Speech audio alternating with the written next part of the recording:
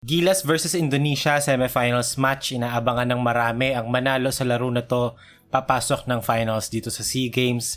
At kung makapasok man ng Gilas, meron silang chance to, defend their crown para sa gold medal match. And to match up with Indonesia's size, Gilas started with a decently sizable lineup with Bolik, Wright, Parks, Manzano at Eram. To start the game, they were running their sets naman pero maganda na maaga pa lang, nagpakilala na agad si Bolik and yung shot creation niya kasi knowing this team, they run a lot of Robert Bolik high ball screens and maganda na maaga pa lang mabasa na ni Bolik kung paano siya nilalaro ng defense. Pero ang nagiging resulta kasi noon napansin ko, laging slow start tong team na to kasi parang sa umpisa they're playing blind and then eventually they figure out kung paano sila binabantayan and they adjust. Pero in terms of size ulit, despite JP Eram being a good matchup offensively, dito they run their zoom action sa tuktok. Well defended, so nag-flow into an empty side pick and pop with Bolik, drawing multiple defenders kaya nalibre si Poy Eram sa top of the key. And nahirapan yung Gilas to contain DMX nung first quarter. Una, from the inside, fake handoff, diretso to the basket.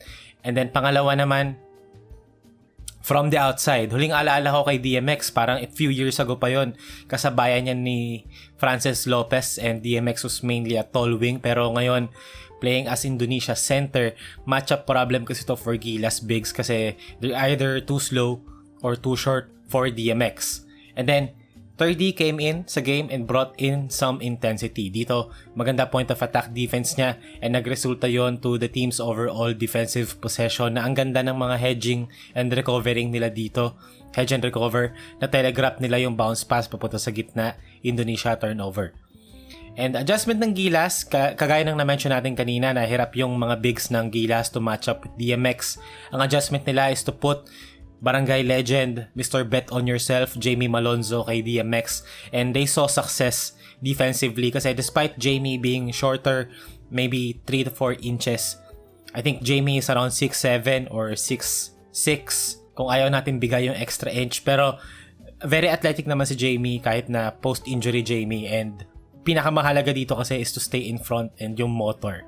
And dito, speaking of Mr. Jamie Malonzo, delivered para sa Gilas corner 3. Talagang kailangan lang makapag-convert ng Gilas early kasi lagi silang slow start eh. Laging they miss a lot of early shots and hindi nila ganun ma-figure out agad yung defense. Pero ayun na nga, they kept trusting their offense. They kept trusting their game. They kept believing sa 5-out nila. And midway through the second quarter, nagkaroon na ng rhythm finally si Robert Bolik sa pick and roll game niya. It seemed like mas na-figure out na niya yung coverages and how DMX played the ball screen action. Reason rin sa second quarter run ng Gilas ay dahil nag-step up na yung defense nila finally. Dito great hedge from Manzano, tapos timely help side defense from Jamie Malonzo. Tapos si Thirdy naman help the helper just in case lang na sumablay and then merong nakaabang na Indonesia player sa putback. Pero ang naging resulta dahil sa early help ni Jamie Malonzo sa help side, Indonesia turnover. And then another spread ball screen para kay Robert Bolik. Tapos nireject niya yung screen na yon, directly attack DMX na nakashow and medyo mataas. So Bolik did a low sweep to get by the defense. Could have been a foul also. Foul baiting expedition.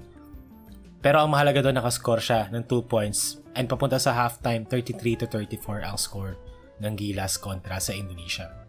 And then pagdating naman ng second half, dito another Robert Bolik paint touch. Sa video na to, marami masyadong Bolik na akong mamimension kasi doon talaga nag-umikot yung laro ng Gilas Pilipinas. Talagang Bolik ball sila, heliocentric offense. Kasi na-figure out na rin naman nila paano sila binabantayan. And I think having that option to have a guy like Bolik na basahin at i-dissect yung defense is a very good option kasi na-unlock yung ibang players.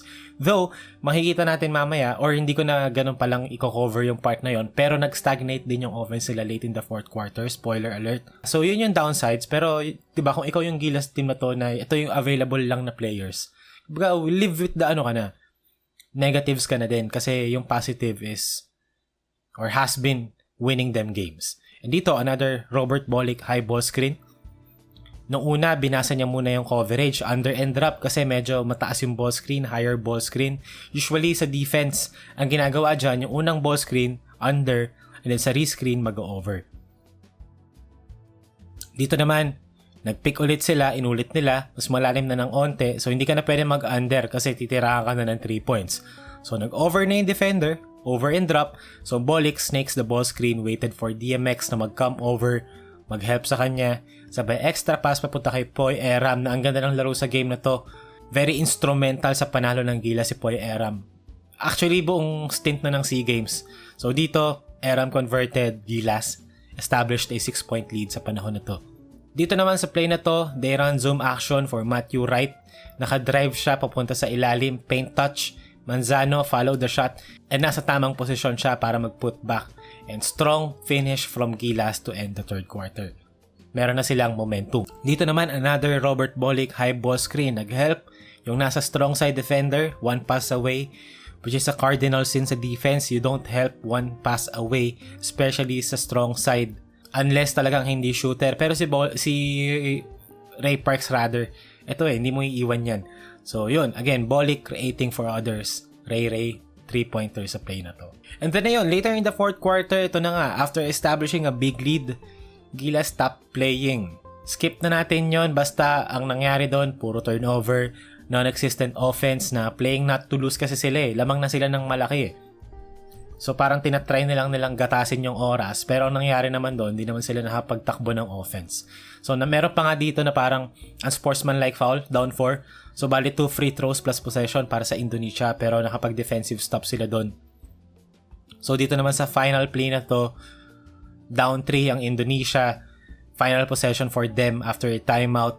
Great switch from Jamie Malonzo para pigilan yung pin down screen sa shooter. And then after nun, masikip na yung spacing, successful defensive stop para sa Gilas Pilipinas na nanalo sa score na 71-68 at mag-a-advance sila para sa gold medal match. So ang comment ko sa game na to, another slow start na naman para sa kanila na eventually nag-pick up and then bumaba ulit and then they got away with it kasi nag-lock in sila sa final defensive possession nila. Pero ang pansin ko sa team na to, lagi silang slow start kasi I think since yung offense sila very read and react, nakadepende sa kung paano sila binabantayan, and then they play base doon. They play through Bolik and then kung anong ibigay ng defense, for example, naka-hedge. So may advantage kapag iniswing mo sa weak side. Kapag naka-drop naman, may advantage for Bolik to get into the paint. So yung mga ganong klaseng bagay na lagi silang slow start kasi yung offense nila or yung system nila based around reading and reacting sa kung ano binibigay ng defense. Kaya lagi silang slow start. So, I hope sana sa gold medal match against kung sino mang makalaban nila. I still don't know yet kung sino. Pero sana magkaroon sila ng strong start. I think it's going to come from their defense. Kasi if solid yung defense, mas madaling umiscore. Ano sila makakapag-bangko. Kumbaga, mag-ipon na ng lamang para kung dumating man sa panahon na maging close game siya, at least nakapag-ipon na sila ng points. They're not chasing, they're not playing from behind. And then kapag nabasa na nila yung defense kung paano sila nilalaro and then they do Bolik ball again, hindi na sila naghahabol down 15, down 10. Kumbaga dikit na yon and they just need to, get a couple of stops and then finish the game, with a lead.